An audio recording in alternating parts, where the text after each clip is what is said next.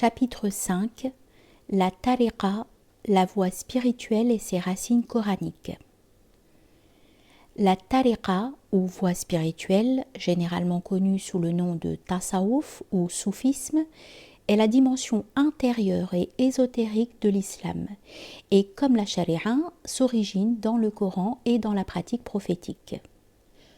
Cœur du message islamique, la tariqa, comme le cœur physique, reste cachée aux regards extérieurs, bien qu'elle soit, comme lui, la source intérieure de la vie et le centre qui coordonne de l'intérieur tout l'organisme religieux de l'islam.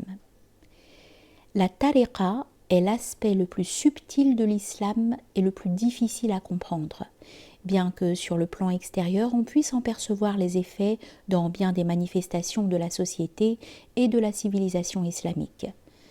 Il n'est pas dans notre dessein d'étudier dans ce chapitre les manifestations du soufisme dans l'histoire de l'islam, mais de mettre en lumière les principes essentiels et les racines coraniques de la tariqa.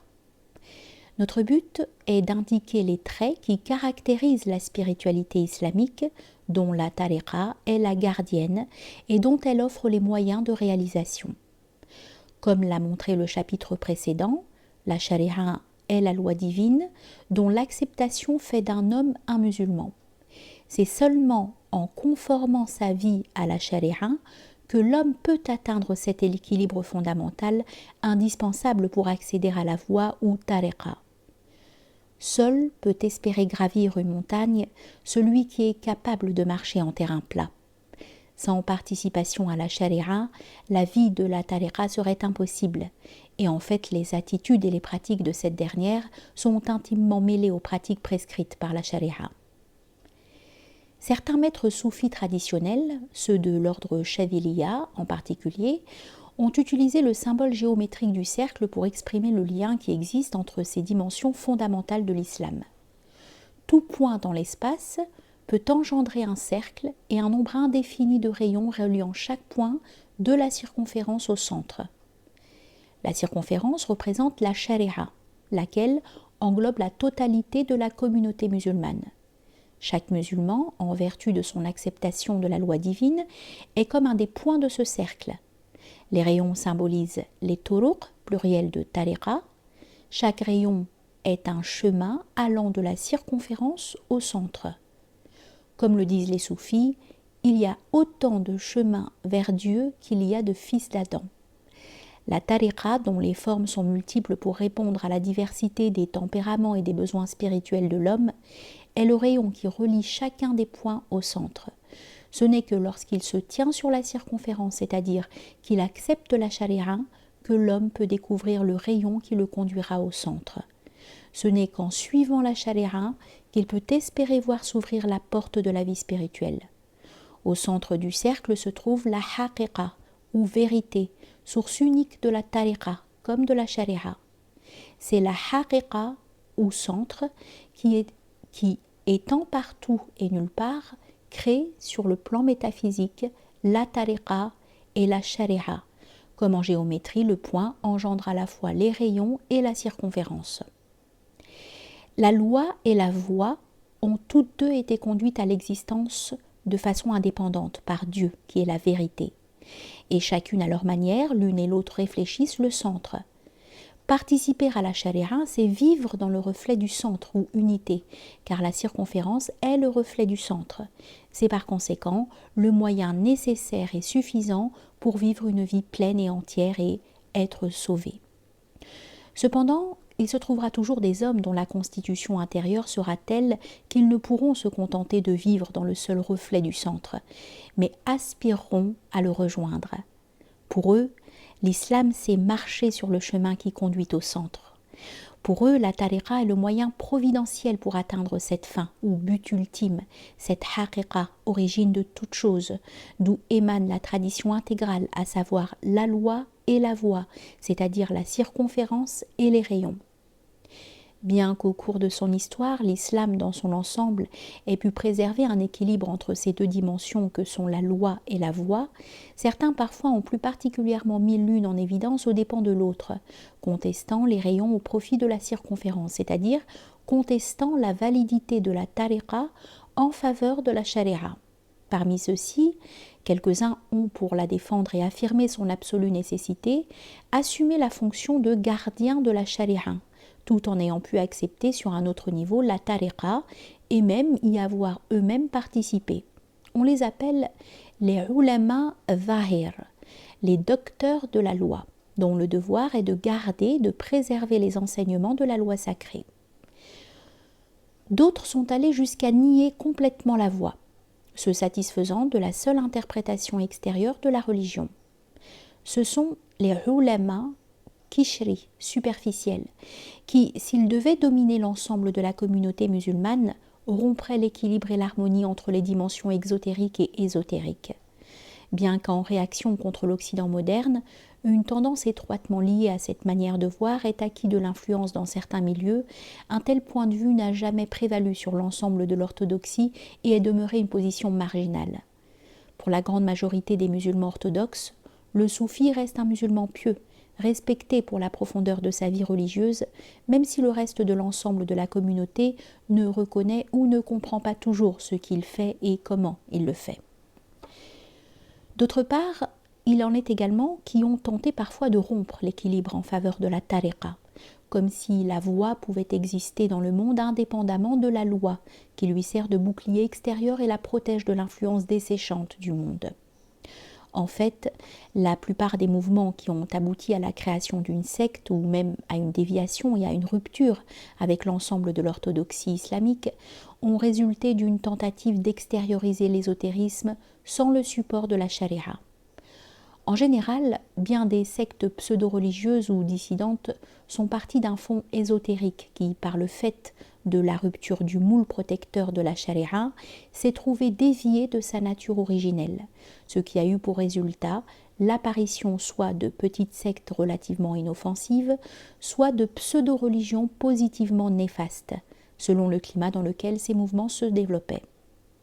Cependant, dans son ensemble, l'islam a su maintenir l'équilibre entre exotérisme et ésotérisme, entre tafsir et ta'wil, tout au moins pour ce qui est de l'interprétation du Coran.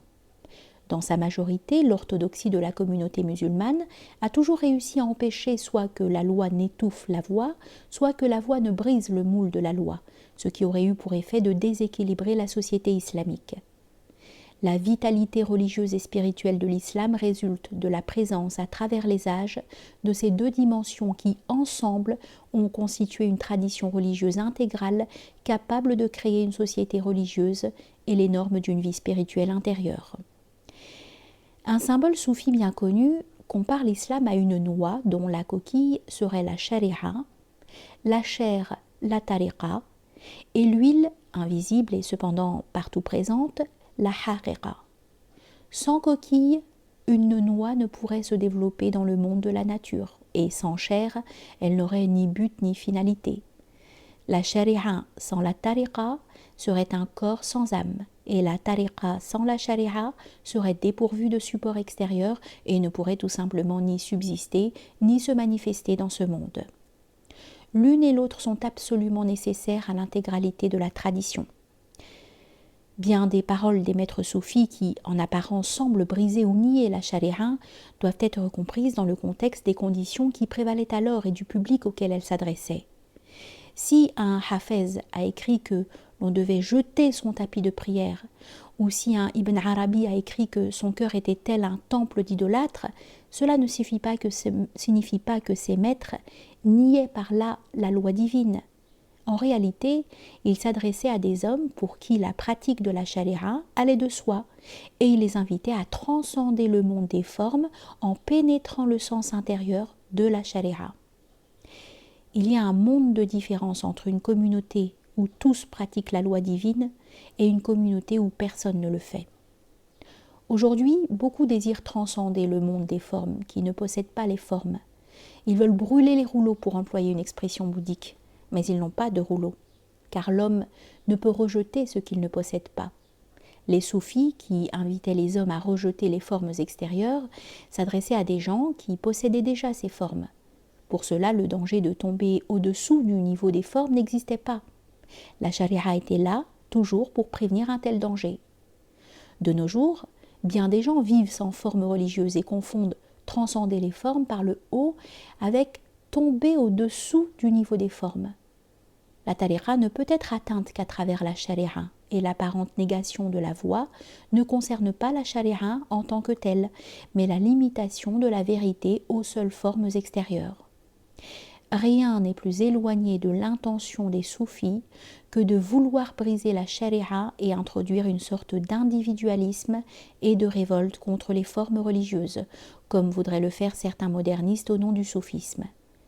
La liberté qu'offre la tariqa de transcender les formes au travers même de leurs acceptations est à l'exact opposé de cette liberté quantitative qui rejette purement et simplement la loi divine. Elle ne se ressemble qu'à la manière dont Satan singe Dieu. Seule une âme naïve, ou qui se refuse à comprendre, peut prendre une liberté pour une autre.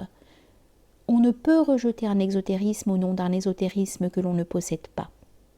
On reconnaît l'arbre à ses fruits et rien ne saurait mieux donner la mesure de la futilité d'une telle entreprise que l'amertume des fruits qu'elle produit.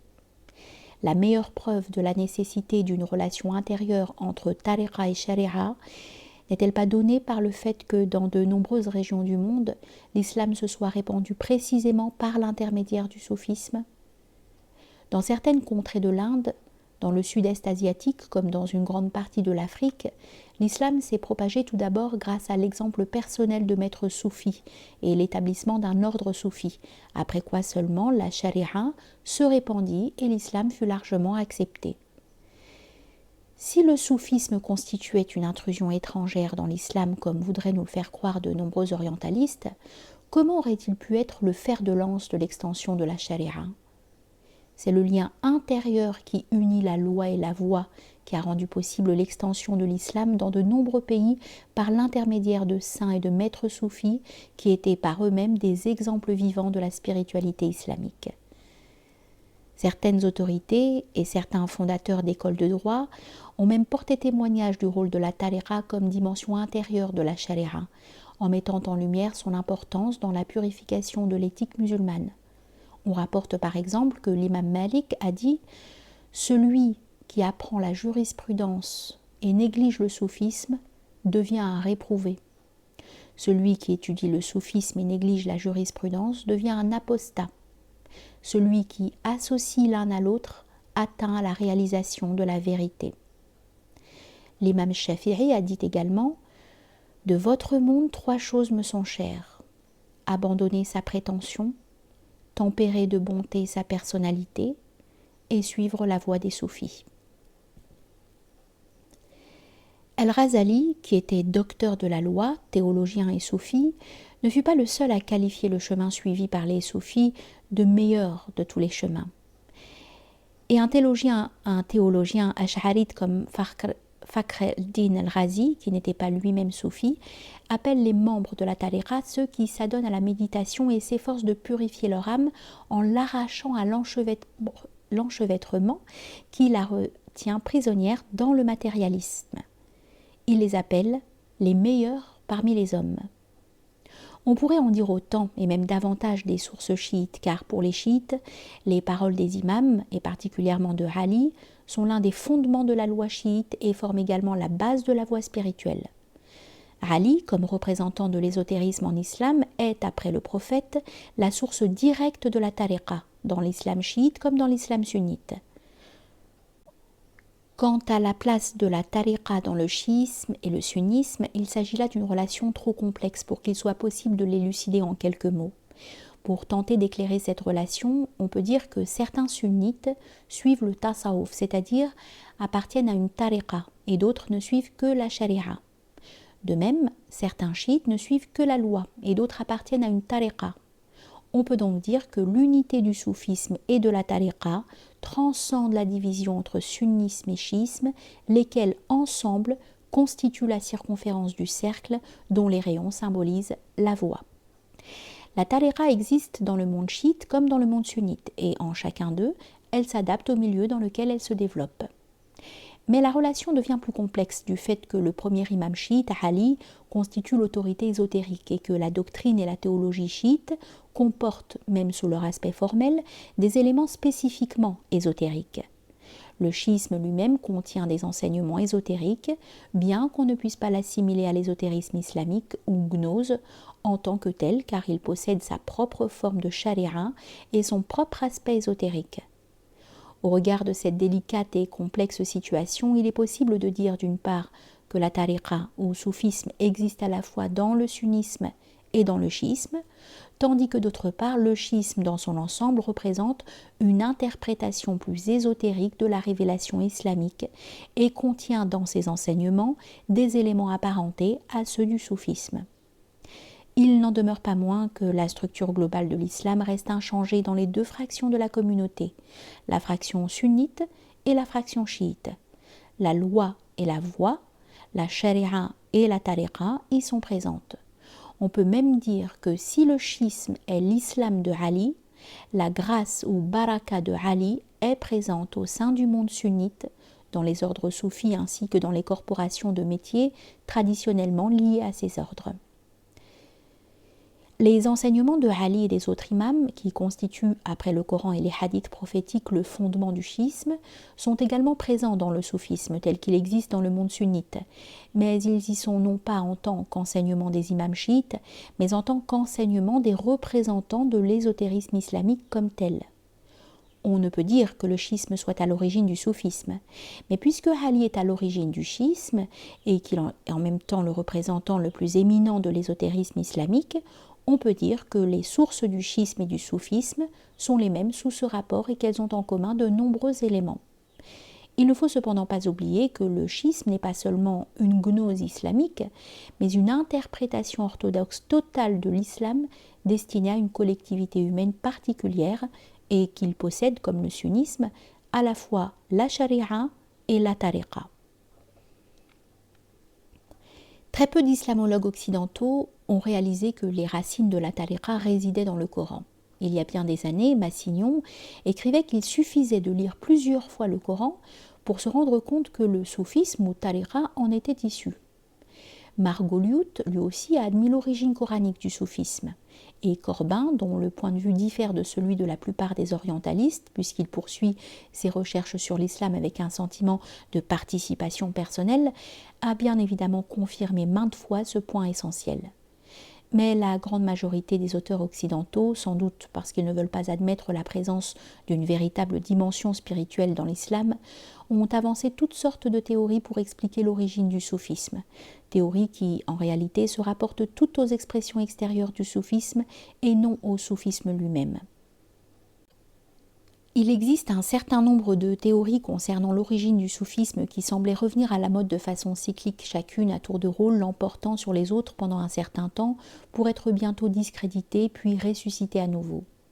On a dit que le soufisme était le résultat de l'influence du néoplatonisme, du monachisme chrétien, de la réaction arienne à l'égard d'une religion sémitique, du zoroastrisme, du manichéisme, de l'hindouisme, du bouddhisme, en fait de toutes les sources concevables.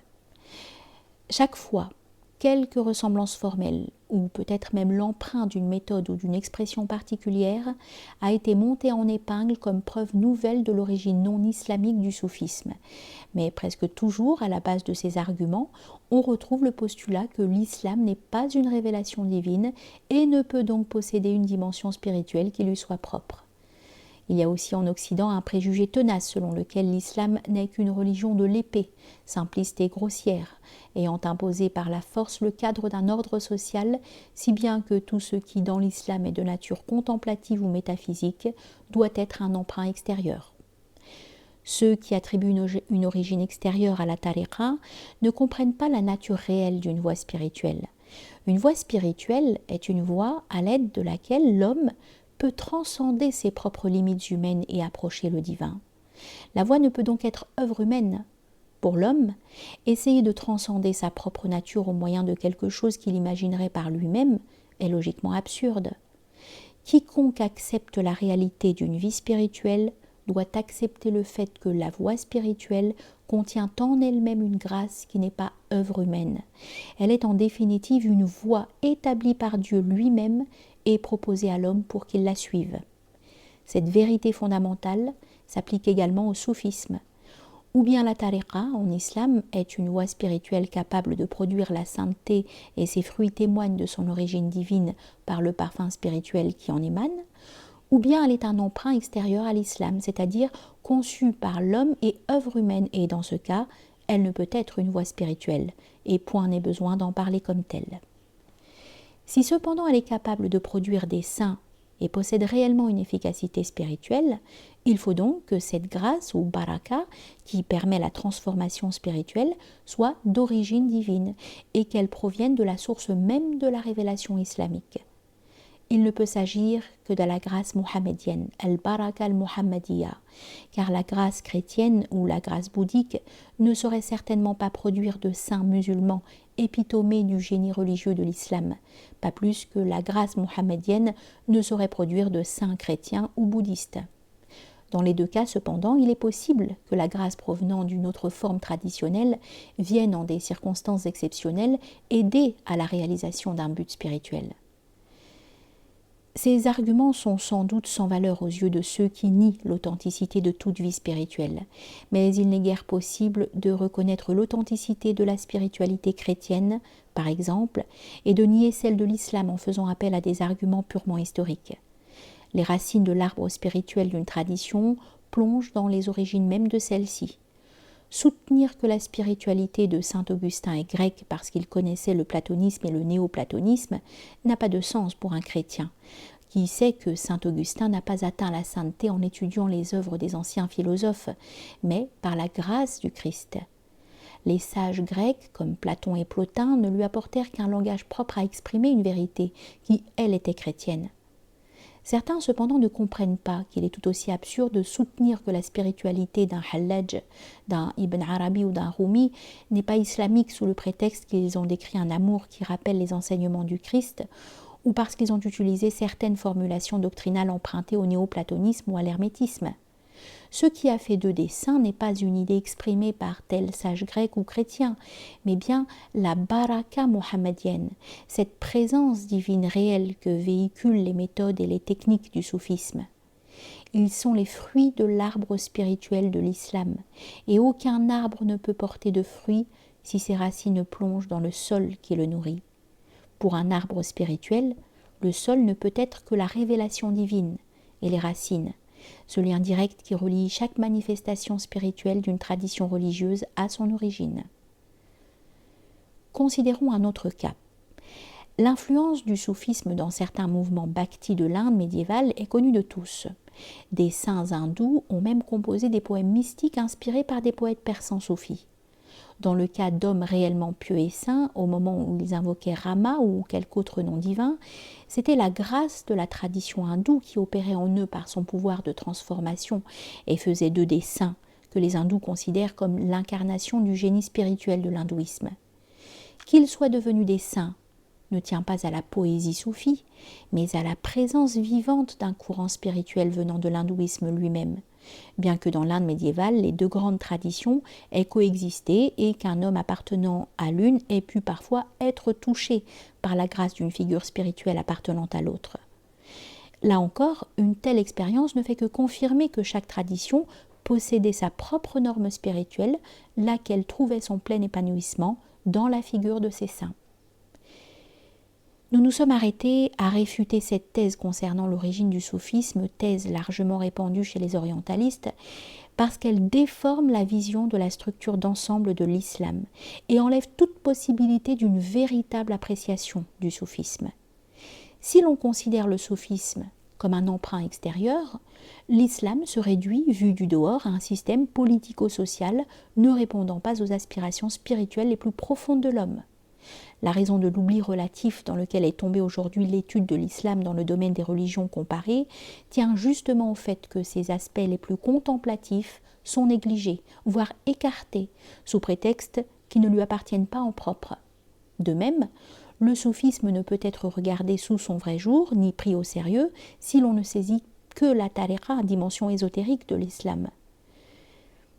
Si l'on ne saisit pas que la tariqa, dimension ésotérique de l'islam, a ses racines dans le Coran et que, comme tous les autres aspects de l'orthodoxie islamique, elle se fonde sur la double source du Coran et des hadiths.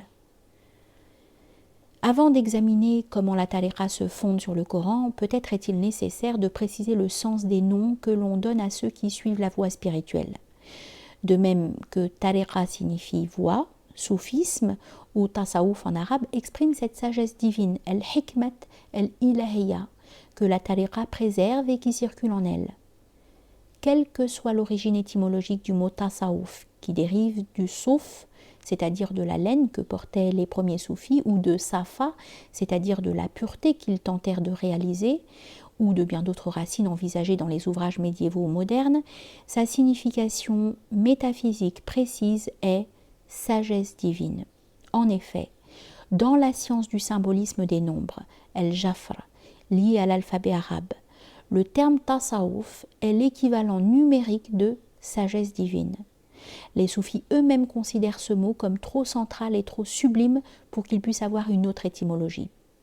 Celui qui pratique, qui participe au tasawuf est appelé un faqir ou pauvre, selon le verset du Coran, et Dieu est le riche et vous êtes les pauvres.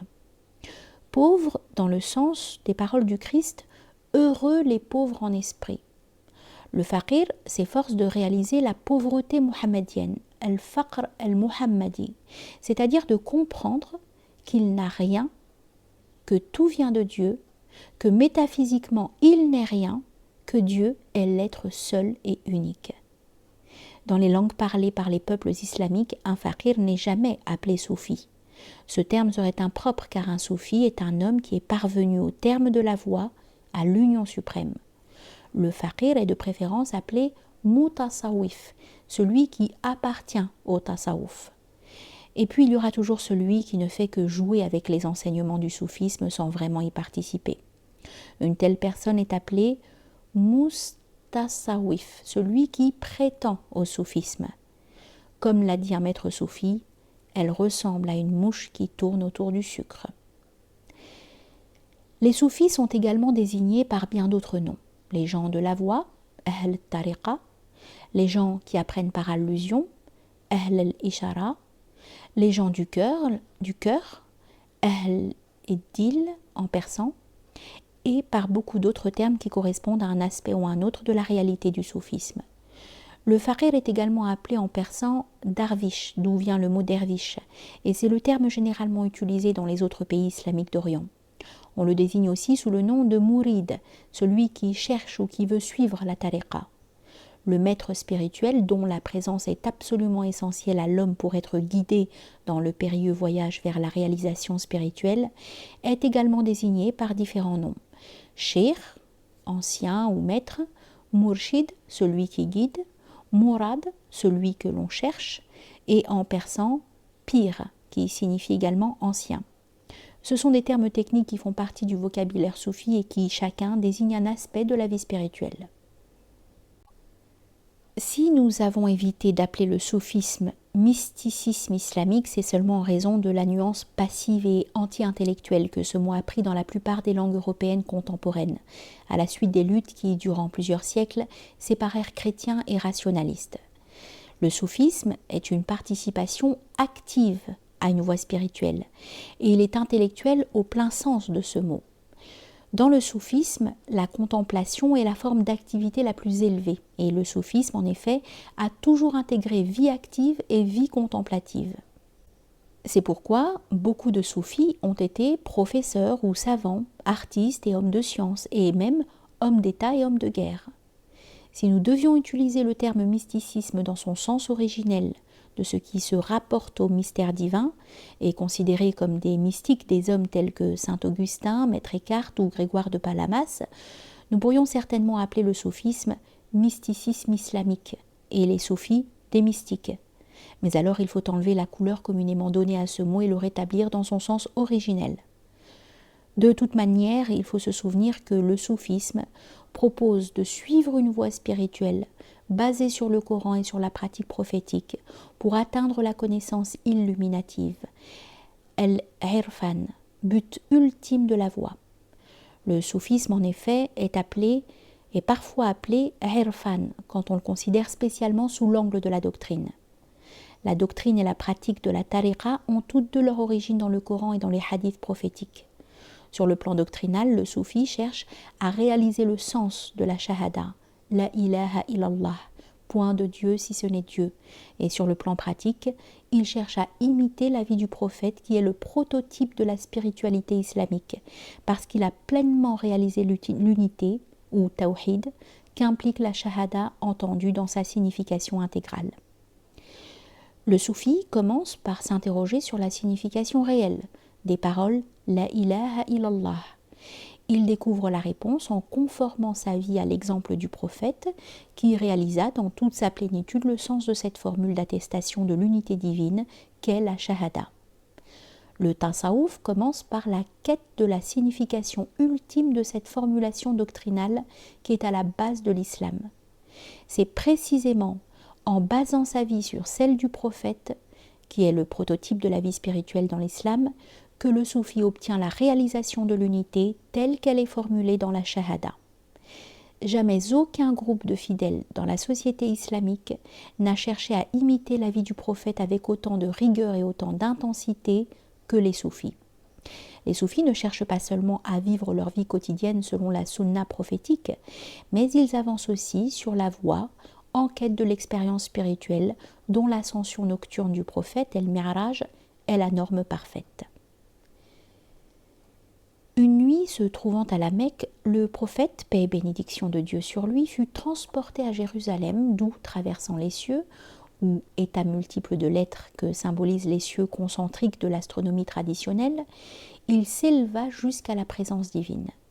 Accompagné de l'archange Gabriel qui lui servait de guide, le prophète, alayhi salatu wassalam, franchit tous les mondes jusqu'à une limite que l'archange lui-même refusa de dépasser, déclarant qu'au-delà de ce seuil, ses ailes brûleraient, ce qui impliquait que l'étape finale du voyage était au-delà du degré le plus élevé de la manifestation, celui d'archange.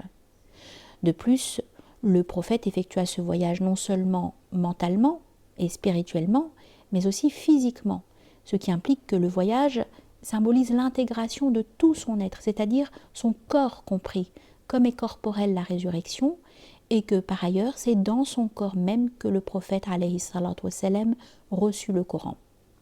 Ce mi'raj ou ascension est le prototype du voyage spirituel du soufi. Ce dernier cependant ne peut espérer l'accomplir dans cette vie que spirituellement et non pas avec la totalité de son être, son corps compris. Le but de la tariqa est de passer d'un niveau d'être à un autre, de gravir l'échelle de la hiérarchie universelle de l'être jusqu'à la présence divine. Et en cela, il se fonde sur l'exemple du prophète. De nombreux soufis ont parlé de la signification spirituelle de l'ascension nocturne, notamment le grand poète persan soufi Sanaï, dont le Mi'raj Nama, traité de l'ascension nocturne, parmi d'autres textes soufis, a inspiré Dante. Le poète florentin, dans sa Divine Comédie, a, pour décrire l'ascension de l'âme vers Dieu, utilisé le symbolisme du voyage à travers le cosmos, en présentant cependant un cosmos chrétien, bien que le modèle utilisé par Dante provint de sources islamiques. La pratique des soufis ou gens de la tariqa se fonde sur la vie et l'exemple du prophète alayhi salatu wassalam, et sa base repose sur le Coran lui-même qui parle d'islam, soumission, d'iman, foi, et d'ihsan, vertu. On demanda un jour au prophète alayhi salatu wassalam ce qu'était la religion, din. Il répondit qu'elle comportait 3 éléments, islam, iman et ihsan. Le premier a donné son nom à la tradition religieuse elle-même. Quiconque accepte cette religion et se soumet à la volonté divine est appelé musulman. Mais tout musulman n'est pas mu'min, croyant, ni ne prétend à ce titre. L'iman, foi, est un plus haut degré de participation à la religion et implique une foi et un attachement à Dieu plus intense. Quant au terme ihsan, il implique une pénétration plus profonde encore au cœur de la révélation par le pouvoir de cette vertu qui n'est pas donnée à tous.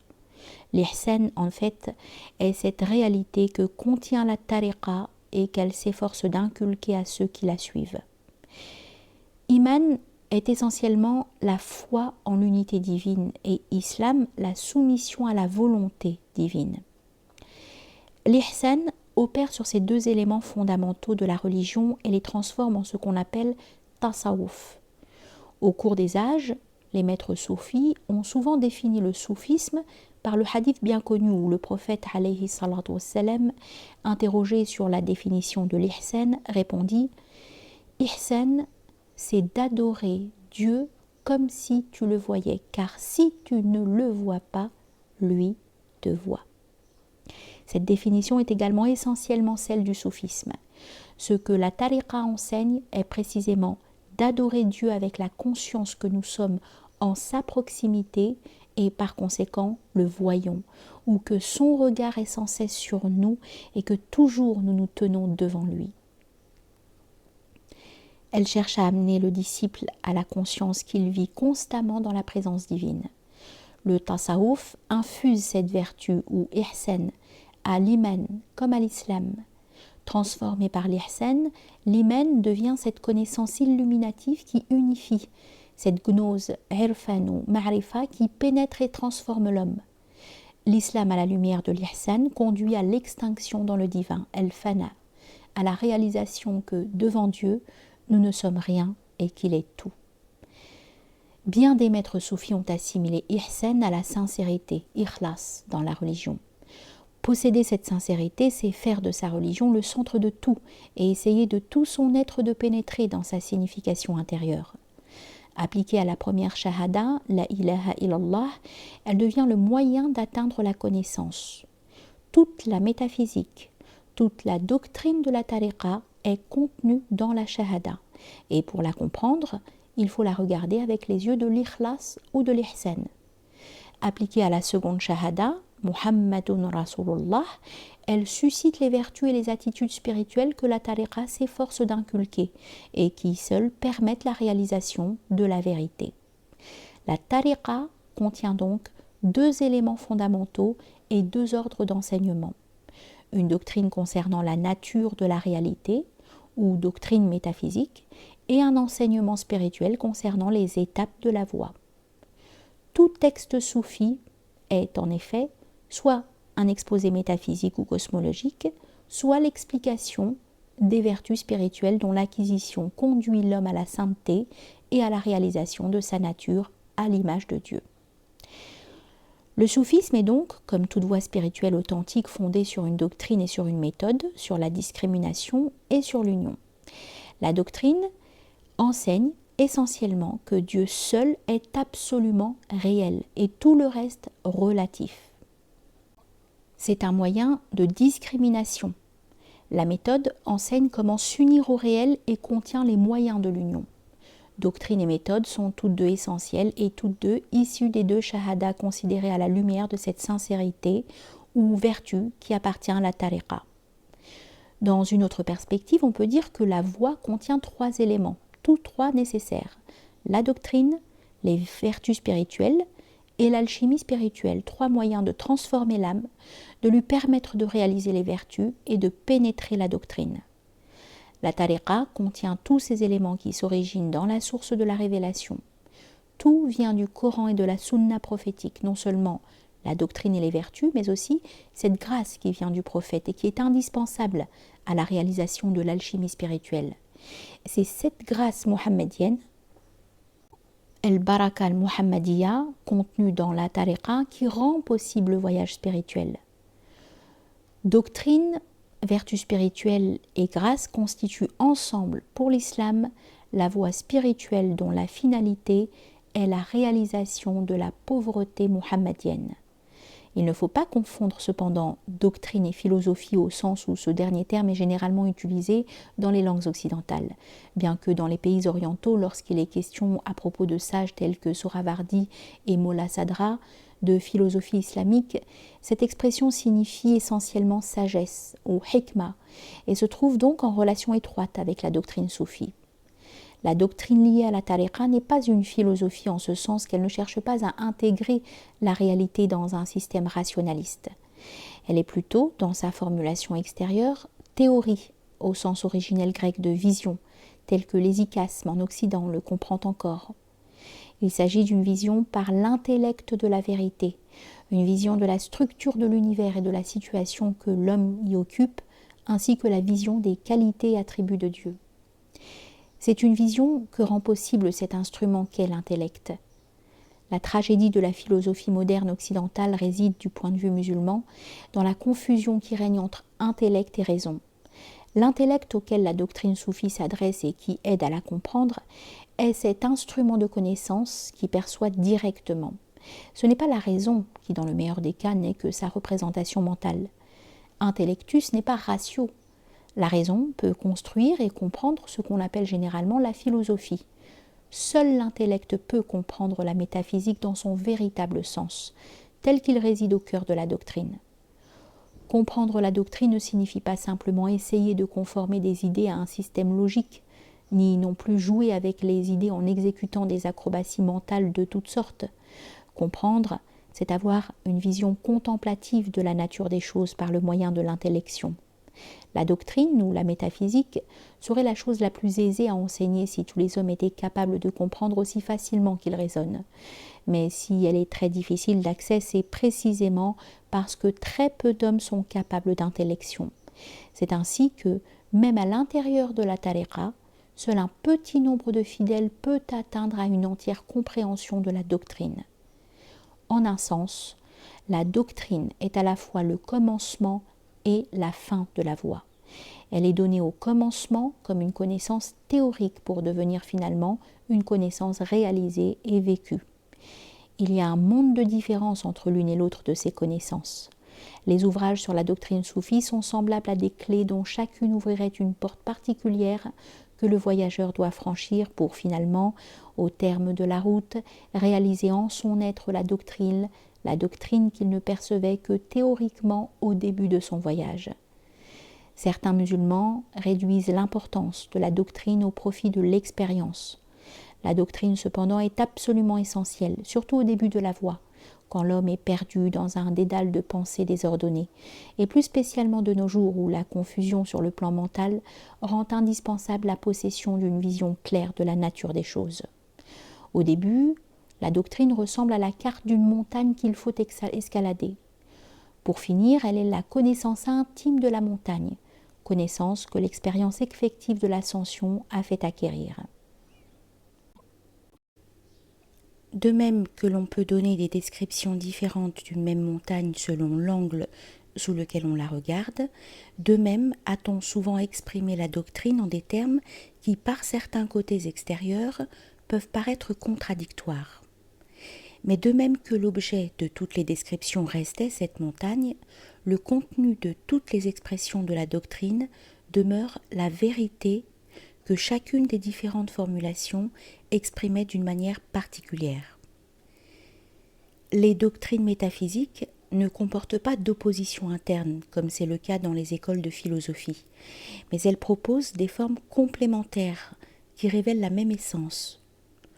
Toute la doctrine, c'est essentiellement, comme nous l'avons déjà dit, la distinction du réel et de l'apparent, de l'absolu et du relatif, ou de la substance et des accidents. Son enseignement cardinal est que seul Dieu est absolument réel et que par conséquent, le monde dans lequel vit l'homme est contingent. Entre Dieu qui transcende l'être, majuscule, et dont la première détermination est l'être pur, et notre monde qui en est le plus éloigné, il existe un certain nombre d'autres mondes, chacun se situant hiérarchiquement au-dessus de l'autre, pour constituer l'échelle de l'existence universelle. Ensemble, ils embrassent les états multiples de l'être qui, tous, reçoivent leur être de Dieu, bien que devant lui, il ne soit littéralement rien.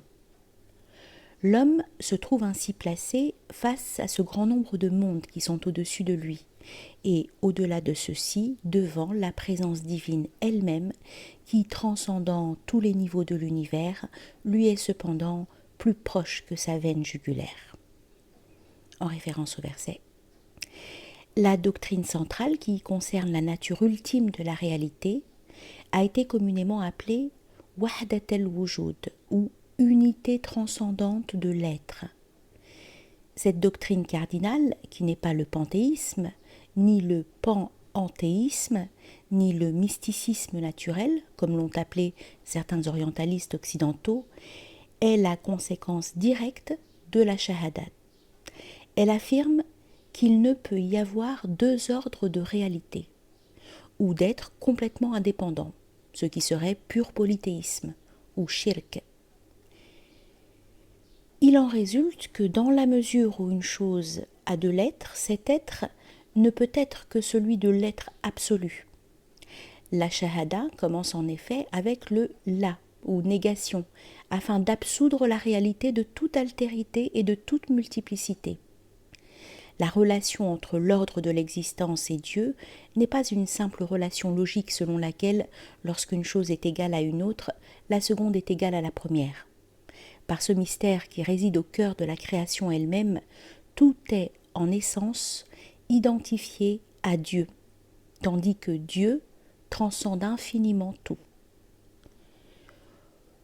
Comprendre cette doctrine par l'intellect, c'est posséder une intelligence contemplative. La réaliser pleinement, c'est être un saint qui seul voit Dieu partout. À la doctrine de l'unité de l'être succède en importance celle de l'homme universel, el-Insan el-Kamil, qui lui est concomitante. L'homme, tel que l'envisage le soufisme, n'est pas seulement un animal rationnel, ainsi qu'on le comprend habituellement, mais un être qui possède en lui tous les états multiples de l'être, bien que la plus grande majorité des hommes ne soient pas avertis de l'ampleur de leur nature et des possibilités qu'ils ont en eux. Seul le saint réalise la totalité de la nature de l'homme universel, et par là devient le miroir parfait dans lequel Dieu se contemple. Dieu a créé le monde afin qu'il puisse être connu, selon le hadith sacré. J'étais un trésor caché, j'ai désiré être connu, et c'est pourquoi j'ai créé le monde. L'homme universel est le miroir dans lequel les noms divins et les qualités divines sont pleinement reflétés et à travers lequel la finalité de la création s'accomplit. Par les états multiples de l'être qu'il porte en lui, l'homme est à la ressemblance de l'univers et c'est pour cette raison qu'on l'appelle un microcosme, l'univers étant le macrocosme. Tous deux reflètent en leur être et en leur symbolisme le métacosmos qui est leur source. Cette réalité métaphysique est préfigurée dans la cosmologie médiévale selon laquelle la Terre se situe au centre de l'univers et est entourée de sphères concentriques dont chacune symbolise un degré d'être qui se rapproche de Dieu dans un ordre ascendant. À la plus haute sphère se tient le premier intellect ou esprit, ruh, au-dessus duquel il y a la présence divine elle-même. Cet ordre se retrouve à l'intérieur de l'homme, mais inversé, en ce sens que la terre, qui est sa partie la plus matérielle, est son corps, qui est aussi son enveloppe la plus extérieure. À l'intérieur se trouve la psyché qui, à son tour, englobe l'âme intérieure pour finalement conduire à l'esprit qui règne au centre le plus intime, ou cœur de l'homme. Le cœur est en effet appelé du même nom que le ciel le plus élevé, trône du compatissant, Arsh al-Rahman. L'homme est ainsi constitué qu'il occupe une position centrale dans le monde et qu'il est capable d'accéder à la vérité contenue dans la doctrine en réalisant intégralement la nature de l'homme universel. Cette potentialité lui est toujours ouverte. Il peut l'actualiser s'il se soumet à la discipline spirituelle de la tariqa et acquiert les vertus spirituelles qui permettent à l'homme de se conformer à la vérité et de la réaliser en lui-même. Ces vertus spirituelles sont, avec la doctrine, l'élément indispensable de la tariqa. Ce sont les moyens par lesquels l'homme parvient à vivre saintement. Les vertus dans la tariqa ne sont pas, de toute évidence, ces vertus par trop sentimentalisées que l'on rencontre aujourd'hui dans maints cercles religieux d'Occident et qui sont éloignées de la religion bien des personnes intelligentes. Et qui ont éloigné de la religion bien des personnes intelligentes. Elles sont plutôt une manière d'être la vérité, comme la doctrine est une manière de la connaître. C'est pourquoi, sans ces vertus spirituelles, il n'est pas possible de réaliser la vérité dans sa vie et dans la substance de son âme. L'homme n'est pas seulement un mental qui pense, mais une créature qui vit. Son savoir et son existence doivent donc l'un et l'autre être transformés. Ces vertus ne sont pas des attitudes morales fabriquées par l'homme. Ce sont des manières d'être qui transforment son existence pour la rendre conforme à sa nature intérieure. Ce sont des vertus apophatiques qu'il doit réaliser pour devenir porteur d'une influence spirituelle. Dans le tasawwuf, les vertus spirituelles cardinales qui caractérisent la vie spirituelle sont l'humilité, la charité et la sincérité. Ces vertus sont celles qui caractérisent essentiellement le prophète, alayhi salatu wassalam. L'humilité pour l'islam ne signifie pas une attitude sentimentale d'effacement qui masquerait l'orgueil de l'ego. Ce n'est pas non plus la haine de l'intelligence que l'on rencontre si souvent dans certaines tendances contemporaines de la pensée religieuse occidentale. Certains, au nom de l'humilité, haïssent l'intelligence et vont jusqu'à considérer la gnose comme de l'orgueil. Et pourtant, ne dit-on pas du gnostique qu'il est celui qui connaît par Dieu, al-harif billah. Celui qui donc connaît Dieu à travers Dieu lui-même et non à travers une connaissance purement humaine. Haïr l'intelligence, c'est haïr le don le plus précieux que Dieu ait fait à l'homme. C'est, dans la terminologie chrétienne, pécher contre l'Esprit Saint. Et c'est l'attitude qui s'éloigne le plus du sens réel de l'humilité selon le tasawwuf. L'humilité, en tant que vertu spirituelle, c'est avoir réalisé que Dieu est tout et que nous ne sommes rien. Et sur un niveau différent, que notre prochain, c'est-à-dire non seulement l'homme, mais toute créature dans l'univers, peut nous enseigner quelque chose parce qu'il possède une perfection qui nous fait défaut. Elle signifie que, devant Dieu, nous nous rendons compte de notre impuissance et voyons l'insignifiance de l'humain devant le divin. Par rapport à notre prochain, elle signifie vivre en conservant constamment la conscience que, si parfaits que nous puissions être, d'autres ont certaines perfections qui nous manquent et que nous devons être humbles devant eux. L'humilité s'oppose donc à cet orgueil qui rend l'ego aveugle à ses propres limitations et qui le fait chercher à s'affirmer non seulement devant l'homme, mais devant Dieu, oubliant son insignifiance et qu'il dépend en tout point du divin devant la majesté de qui l'homme n'est rien. Quant à la charité, qui est une vertu spirituelle, il ne s'agit pas de cette charité quantitative et matérialiste qui prévaut aujourd'hui. Bien des gens veulent se montrer charitables envers leur prochain sans avoir en même temps une attitude de révérence à l'égard de Dieu. L'homme qui est l'objet de cette charité-là n'est plus qu'un animal bipède dont on ne considère que les besoins physiques et dont on relègue dans la catégorie des choses superflues ces besoins plus profonds que sont la beauté et l'amour. Il n'y a aucune commune mesure entre la charité spirituelle, charité des saints, et la charité humanitaire et matérialiste qui réduit l'homme, en dernière analyse, au rang de l'animal et ne consiste qu'à lui donner des aliments et des vêtements sans lui offrir de refuge au vrai sens du terme.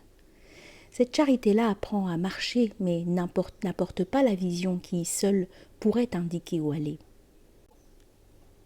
L'islam considère l'homme dans sa totalité et estime que l'on doit ou bien s'intéresser à lui comme un tout, ou bien à lui comme un tout, ou bien ne pas s'en préoccuper. Une charité qui n'a pour objet que les besoins organiques de l'homme finit par lui faire plus de mal que l'absence totale de charité. La charité cultivée dans la tariqa se soucie non seulement de l'acte extérieur et de l'attitude morale qui s'y rattache, mais aussi, et c'est le plus important, d'un état d'être.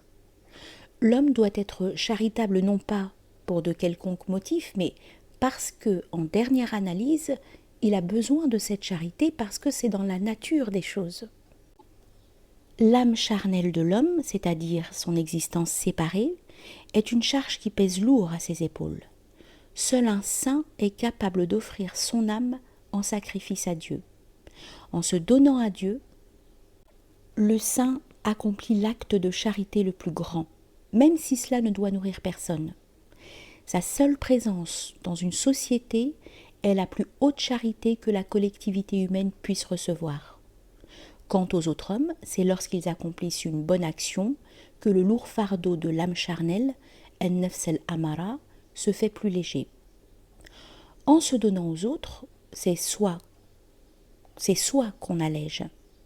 Cependant, cet acte de charité n'est doué d'efficacité spirituelle que s'il est accompli avec la conscience que tout vient de Dieu et que sans lui, aucun acte ne peut être véritablement charitable. On doit se rendre compte que l'univers en définitive est un et que l'homme rencontre en toute chose son propre moi intérieur. Il doit réaliser qu'en se donnant à Dieu, il se donne à son prochain et qu'en s'offrant aux autres, il offre son âme à Dieu. La charité spirituelle implique une fusion de l'âme endurcie afin qu'elle puisse se fondre et s'épandre jusqu'à embrasser toute chose.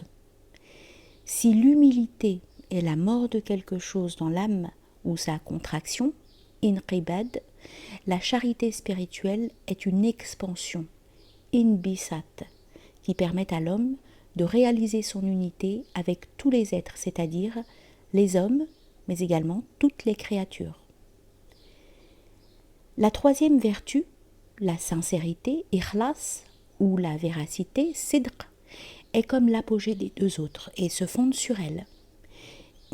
Cette vertu qui, d'une manière générale, caractérise l'islam lui-même, signifie voir les choses telles qu'elles sont, dans leur vraie nature, laquelle ne voile pas le divin, mais le révèle. Elle signifie voir Dieu partout. Il existe un hadith selon lequel le prophète, alayhi salatu wassalam, ne voyait aucune chose sans voir Dieu devant elle. En elle et derrière elle, telle est la sincérité parfaite. La véracité ou sincérité est donc la vertu par laquelle l'homme réalise l'unité ou tawhid et vit dans la présence constante de Dieu. En acquérant cette vertu, en effet, il réalise expérimentalement la doctrine qu'au début de la voie, il n'avait commencé à connaître que théoriquement. La technique opérative de la tariqa pour la réalisation de ces vertus repose, de même que la doctrine, sur la conception islamique de l'homme telle que nous l'avons déjà évoquée dans ces grandes lignes. Dieu a créé l'homme à sa propre image, soura, et c'est ce qui confère à celui-ci cette nature théomorphique, qu'un si grand nombre d'entre eux ignorent, bien qu'elle existe en eux. Il résulte de la possession de cette nature théomorphique que l'homme est doué de certaines qualités qui, dans leur plénitude, n'appartiennent qu'à Dieu seul. Dieu est vivant, hayy. L'homme a donc reçu la vie. Il possède la volonté. L'homme a donc reçu une libre volonté. Et il a la qualité de parole ou verbe, kalima, de sorte que l'homme a reçu la faculté de la parole. La tariqa base ses techniques sur ces qualités divines qui se réfléchissent dans l'homme mais n'appartiennent dans leur perfection qu'à Dieu seul. Le Coran affirme que Dieu a créé le monde par sa parole. Son commandement quand il veut une chose est qu'il lui dit soit et elle est, selon le verset. La parole divine remplit donc deux fonctions. Elle crée et elle transmet la vérité. Le monde a été créé par la parole et toute révélation vient de la parole ou logos. C'est aussi grâce à la parole et au pouvoir de la parole que l'homme retourne à Dieu. La parole humaine est capable d'exprimer la vérité et de transformer l'homme, inversant ainsi le processus de création, lequel signifie séparation et éloignement du divin. Le soufisme affirme que la parole humaine a essentiellement deux fonctions: exposer un aspect de la vérité et prier. La première correspond à la parole divine qui apporte la révélation, et la seconde a son pouvoir de création du monde. En effet, la substance même du monde est prière. L'existence est prière.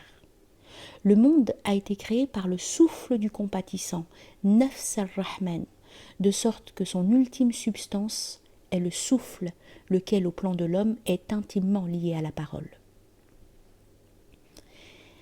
La technique spirituelle primordiale du soufisme est donc la prière qui reconduit l'homme à Dieu. La prière dans son sens le plus universel, c'est-à-dire dans son unification avec le rythme de la vie. Prier est essentiellement se rappeler Dieu, vikr. Il est très significatif que le mot arabe vikr, qui désigne la technique fondamentale du soufisme, signifie à la fois invocation et souvenir. L'invocation d'un nom divin, qui est la forme la plus universelle de prière, et existe aussi dans d'autres traditions, suscite le souvenir de Dieu et réveille le fidèle du rêve qui le fait oublier. La prière en ce sens construit et transforme l'homme jusqu'à ce qu'il devienne lui-même prière, identifié au dhikr, qui devient alors sa vraie nature et lui permet de découvrir ce qu'il est véritablement. De nombreux versets du Coran apprennent à l'homme comment invoquer le nom de Dieu, ce qui, en sa signification spirituelle, ne peut être pratiqué que sous la direction d'un maître et à l'aide de la discipline offerte par la tariqa. Le Coran donne à l'homme l'assurance que c'est de cette façon qu'il approchera Dieu, car il affirme « Souviens-toi de moi et je me souviendrai de toi ». De même, dans de nombreux hadiths, il est parlé de l'importance de l'invocation. Le hadith Qudsi suivant en est un exemple. Celui qui me mentionne en lui-même, je le mentionnerai en moi-même. Et celui qui me mentionne dans une assemblée, je le mentionnerai dans une assemblée meilleure que la sienne, à savoir au ciel. Ces sources coraniques et prophétiques sont la base traditionnelle de la technique soufie du dhikr, sous toutes ses formes. C'est par la pratique de l'invocation que l'homme réalise les vertus spirituelles, ainsi que la doctrine, et c'est par elle qu'il s'éveille finalement de tous ses rêves, accomplissant sa vraie nature et son moi réel au-dessus et par-delà tous les domaines de la contingence et de la limitation. Avant, il était homme, insen, en raison de sa nisya, ou de son oubli. Maintenant, il est insen, dans le vrai sens du terme, à cause de son uns, racine d'insen, homme, qui comporte également le sens d'intimité ou familiarité avec le divin. En islam, l'enseignement de la méthode spirituelle s'est maintenu dans les ordres soufis ou turuq. Ces ordres ont conservé d'une génération à l'autre les méthodes de réalisation spirituelle. L'efficacité de la méthode est en effet garantie uniquement par la régularité de cette chaîne initiatique, silsila, qui remonte au prophète lui-même et transmet sa baraka spécifique de génération en génération. Les instructions ésotériques du prophète alayhi salatu wassalam n'ont été données qu'à un nombre limité de ses compagnons. Ceux-ci ont été les premiers soufis. C'est plus tard, au IIIe siècle, que ces groupes de pieux musulmans s'organisèrent en ordres reliés, chacun à un maître particulier. Conformément à la nature de la révélation islamique, les ordres de la tariqa et les écoles de la sharia se distinguèrent les uns des autres et prirent leur forme particulière à peu près à la même époque, bien que tous deux, ordre et école, remontassent à l'origine de la révélation islamique et aient commencé avec le prophète lui-même, alayhi salatu wassalam. C'est à la régularité de la transmission originelle à l'intérieur des ordres soufis que la présence spirituelle, ou baraka, doit d'être toujours vivante et d'opérer la transmission de l'âme en la faisant passer de son état de chaos à un état d'illumination. Les méthodes pratiquées par le soufisme ne peuvent en effet être conduites valablement que sous la direction d'un maître et à l'intérieur d'un ordre, sinon elles peuvent provoquer un grave déséquilibre psychique. Le risque de tomber est plus grand lorsqu'on escalade une montagne que lorsqu'on marche en terrain plat, et c'est au cours d'une ascension, qu'elle soit physique ou spirituelle, qu'un guide est indispensable si l'on a déjà fait l'ascension soi-même et si l'on est devenu à son tour un guide pour les autres. Même sur le plan extérieur et social, l'importance des turuq a été si grande que tout chercheur qui se penche sur un quelconque aspect de l'islam ne peut se permettre de les ignorer. Le lien qui unit les ordres aux corporations de métiers, à l'enseignement et à certains ordres de chevalerie, et qui a entretenu un renouvellement constant de l'éthique sociale dans la société musulmane, est trop évident pour être passé sous silence. Mais le rôle le plus important de la tariqa est de dispenser la méthode et la grâce, sans lesquelles il n'est pas de vie spirituelle. Enracinée dans le Coran et la Sharia, elle est comme un arbre qui déploie ses branches vers le ciel. Elle a toujours eu pour fonction de révéler le sens intérieur de la Sharia et de conduire l'homme à la compréhension réelle de ce que signifie être esclave, abd de Dieu, c'est-à-dire réaliser qu'il est tout et que nous ne sommes rien. La tariqa repose sur une doctrine qui est essentiellement un commentaire des 2 shahadas, un ensemble de vertus spirituelles, celles que le prophète possédait dans leur plénitude, et sur une méthode intimement liée au rite de la sharia et portant la signification de la prière à son niveau universel. Sa méthode et sa perspective associent la crainte, l'amour et la connaissance de Dieu. Chacune de ces qualités joue un rôle dans la réalisation de la nature spirituelle de l'homme. La tariqa est la voie de la sainteté dans l'islam, et c'est la tariqa qui, tout au long des siècles, a produit des saints dont la fonction est de maintenir la cohésion de la société et de renouveler sa vie religieuse en la revitalisant à l'aide des forces spirituelles qui sont à l'origine de la religion elle-même. Le parfum de la spiritualité islamique n'est jamais séparé de la vie de ceux qui cheminent sur la voie ou tariqa et qui réalisent ce suprême état de perfection spirituelle qui est le but de l'homme et la finalité de son existence.